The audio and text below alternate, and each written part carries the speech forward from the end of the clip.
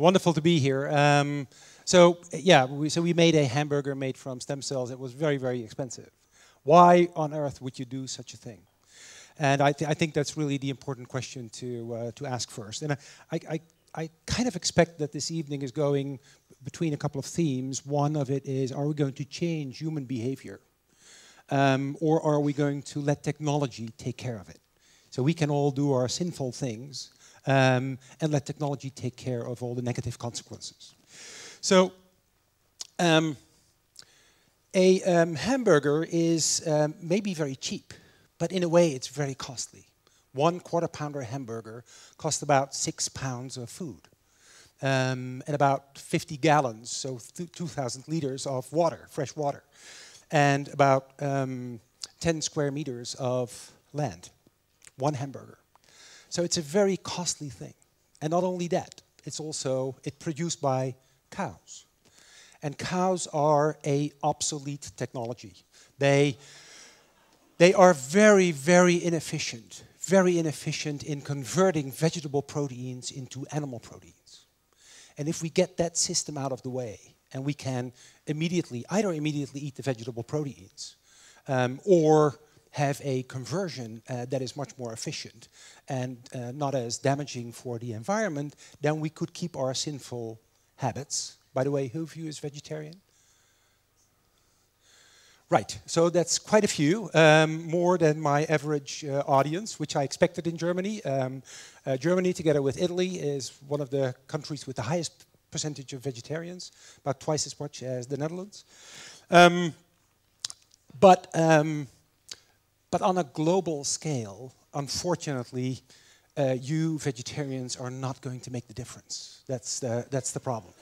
So the cow is not only an obsolete technology, it's not only very inefficient, but it also emits a lot of methane.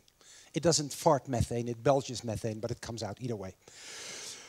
And we already use 70% of all our arable land to grow meat. So it's ridiculous, it's insane. It's really a very costly behavior. And so even if the number of vegetarians double in Germany, or people in the Netherlands finally get to their senses and also start to become vegetarian, then that wouldn't really make a difference. So this is the human trophic level. This is where we are in the food chain. If it's plant, it's 1. If you're an animal that eats plants, it's 2. If you're an animal that eats animals that eats plants, it's 3. So we are 2.35, meaning that about 35% of all our proteins come from animals that eat plants. So we are an animal that eats animals that eats plants. Now this is where India and China gradually are creeping up to. So this is our level, and this is where India and China gradually are creeping up to the last 30 years. And there are a lot of Indians and a lot of Chinese. So if they start to eat meat, we are in big trouble. And why is that? Why are they going to eat meat? Well, it's very, very simple. It's a luxury product. It's once you have money, you will start to eat meat. No matter what your religion says, nobody cares, or what your neighbor says, or what I say, people are going to eat meat. So, because that human trophic level is literally correlated with the gross domestic product of a country. And that's really the issue. It's not going from 7 to 9 billion. Yes, that's also a problem. But if you do the math, that's not going to end up in that 70% increase in meat consumption in 2050. It's India and China and maybe Africa at some point. So we need to understand that. So if vegetarianism is not, it would be the solution, but if it's not going to add up fast enough, what else can you do?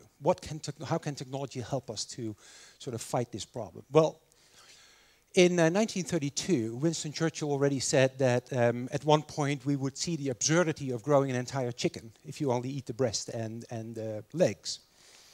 And he said that would be grown under a suitable medium. Now, he was a statesman and a journalist, so he didn't have that knowledge. And the knowledge actually wasn't there yet. It was a sort of a fantasy. But the knowledge is there right now. It's called stem cells. Stem cells come in many flavors. We all know the embryonic stem cells or the fertilized egg, where we're all coming from. But maybe you don't know that all our tissues have stem cells. They're sitting there waiting to repair tissue in case of injury. They can proliferate when a muscle, for instance, is injured. They can proliferate. And they can make tissue again. They can do that inside of the body, but they can also do that outside of the body. And that's exactly what we are trying to do. So the idea is you poke a cow in the butt, you get a small sliver of, this is a muscle cell. Every muscle cell has a couple of those stem cells. And again, sitting there waiting to repair tissue in case of injury. It has been discovered about 15 years ago. And then you take this small biopsy, which may be only 1 centimeter long and 1 millimeter in diameter. There's a couple of hundred of these stem cells. You sort of separate the muscle cells from the fat cells. The fat cells we will use later.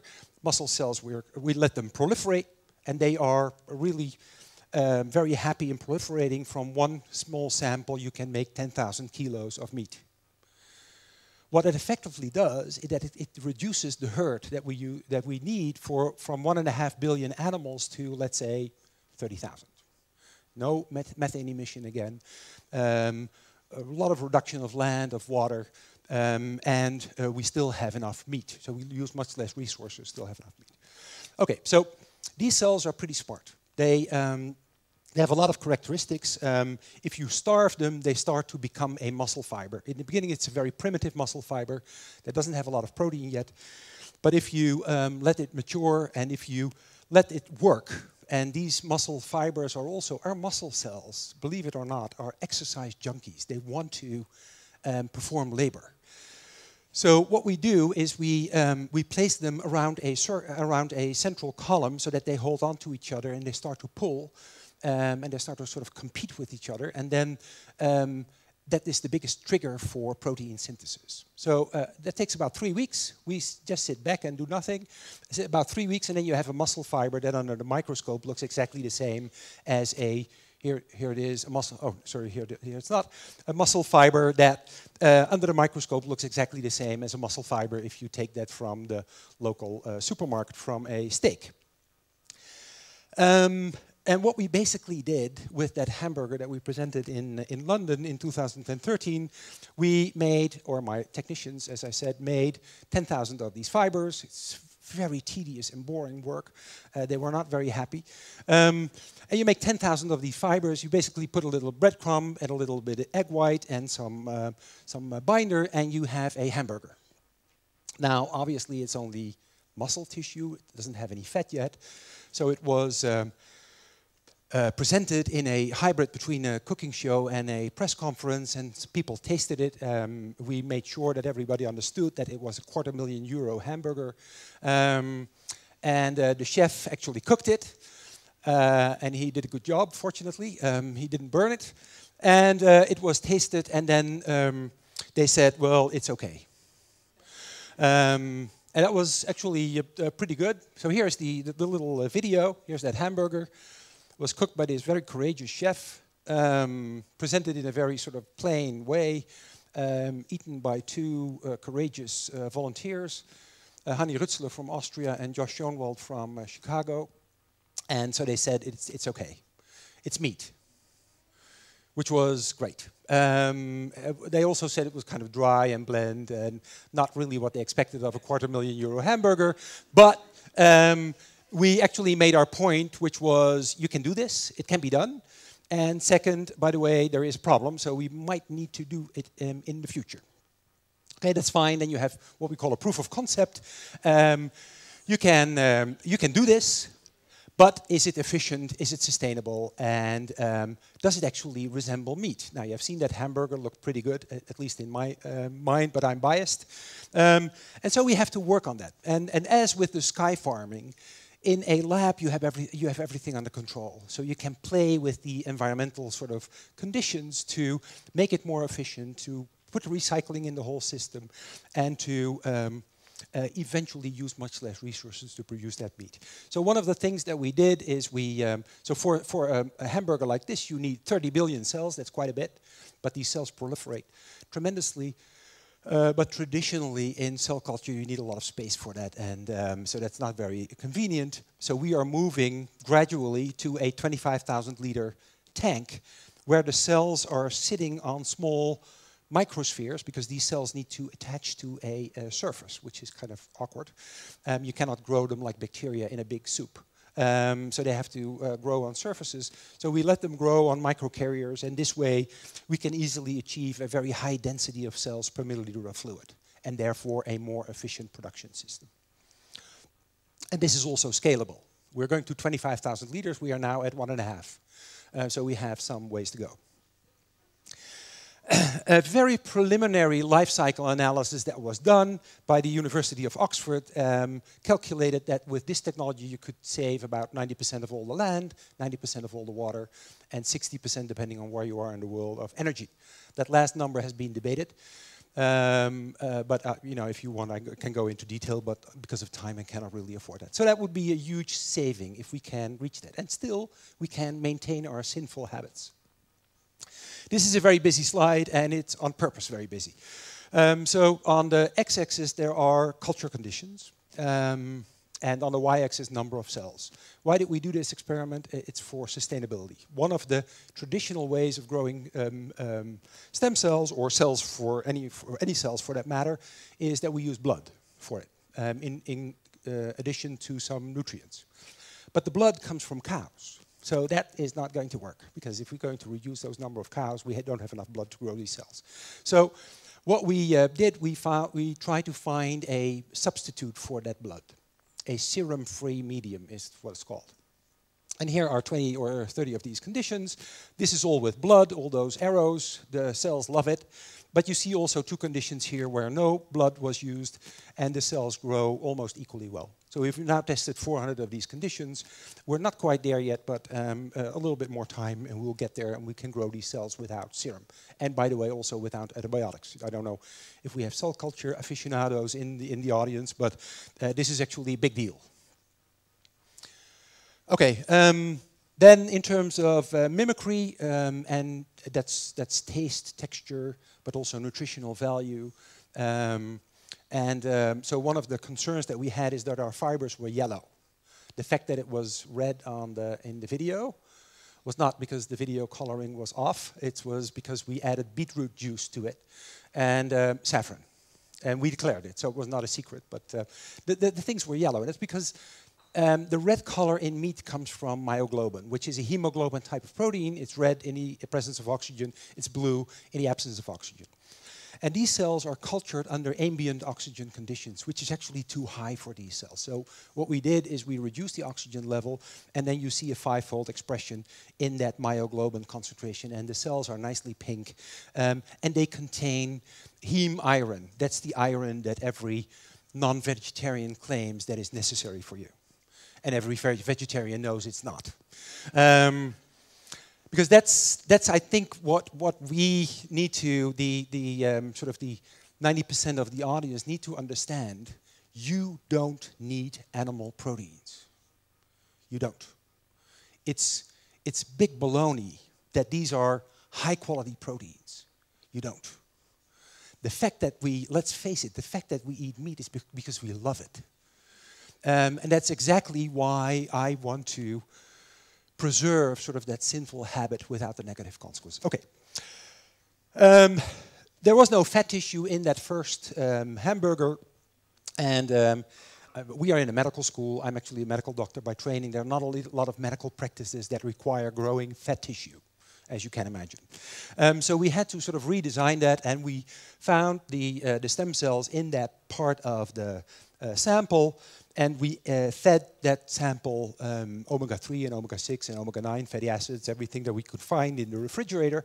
And then you can grow fat tissue. So the idea is you grow the fat tissue separately, you grow the muscle tissue separately, you throw it together, and you have a fatty hamburger. And by the way, you can also make it more omega-3 rich if you want to. So then the fourth condition is that people actually need to eat it. And that was not immediately obvious. That's sort of called the ick or the yuck factor, or whatever sort of emotional response comes out of people if you ask them, you know, would you eat a lab-grown hamburger? And that's sort of puzzling. And I would like to take you through our thinking around that, because Here we have something that you are all familiar with. It's maybe I'm mistaken, but this looks to me like a braadworst. Who of you eat braadworst? Not the vegetarians, obviously. Otherwise, they are faking it. Quite a few people. Do you know what's in it? Fat, yes. Everything. Do you want to know what's in it? No, probably not. So that's pretty interesting, right? We are perfectly capable of eating something that we don't know what it is or how it's being made. Why do we do that? And why do we have supposedly problems with a hamburger coming out of a lab? That was my puzzle. And I think one of the reasons is safety. You've seen your neighbor eat a braadworst, he stays alive, and you think, well, that's probably okay. So that sort of develops over time. So you need time to get that feeling. And obviously, you need regulations by the governments and stuff like that. Okay, so that's one. The second is control over how our food is being produced. We think of a cow as this is the sort of the natural, unnatural argument, which is also a troublesome argument. But a cow has been evolved over 1.5 million years of evolution. It's checks and balances by nature. You cannot mess with it too much. We try to do a good job messing with it a lot, but there are limits to how you can mess with it. And now you convert that to a product that's completely man-made. They're fraudulent, they make mistakes, they are money-driven, and how do we keep control over that? Well, so that's why we... not we, but design students from the University of Eindhoven designed the organic variant of cultured beef. So we have a small farm in Frankfurt with 3 animals, 3 cows, 3 pigs, 3 chicken. Kids of the primary schools feed them, pet them, give them names on Wednesday afternoon. And once in a while you poke them in the butt, get their stem cells, and in a barn adjacent to the farm, you grow the meat for the entire community. You know, you can visit the barn on Sundays, and so you have complete control over where your stuff is coming from. So that tells you that you have the technology on one side, but in our minds, we sort of immediately think of how it's going to be implemented in society, in large factories somewhere in Mexico or whatever. But there are all sorts of other possibilities. Okay, so that's Pookie, the organic variant of the meat. And then the third aspect, I think, is a much more difficult one, and that has to do with culture and maybe even with dominance over another species. We are powerful enough to kill other animals so that we can eat them. It's nutritional value, obviously, but I told you that it's actually bogus. There is some anthropological heritage, but there's also sort of the romance of cow herding, and you know, we don't have that with a lab. A lab is not a very romantic place. So I'm toying with the idea, Valentin, you have to help me, toying with the idea to start a, oh, well, you're not into soap series, are you? So to start a soap series around sort of the Grey's Anatomy, but then in the lab, right? So to make the place a more real, sort of romantic place. Anyway. That was not so bad, was that, again, in the Netherlands, we asked the question, you know, are you in favor of this the development? And obviously, a lot of them said yes. And we also asked the question, would you buy it if it was in the supermarket? And to our surprise, 52% said either yes, sure, or yes, probably. So there is an early base of adopters that might want to eat this. Okay, and then obviously, if you let go of the very traditional meat sort of idea, you can think of all sorts of other possibilities. Mixtures of stem cells to make all sorts of funny creatures meat, but also to make more healthier hamburgers for you. And that would be really, really nice. Okay, then the price, $250,000 for a hamburger, not going to work.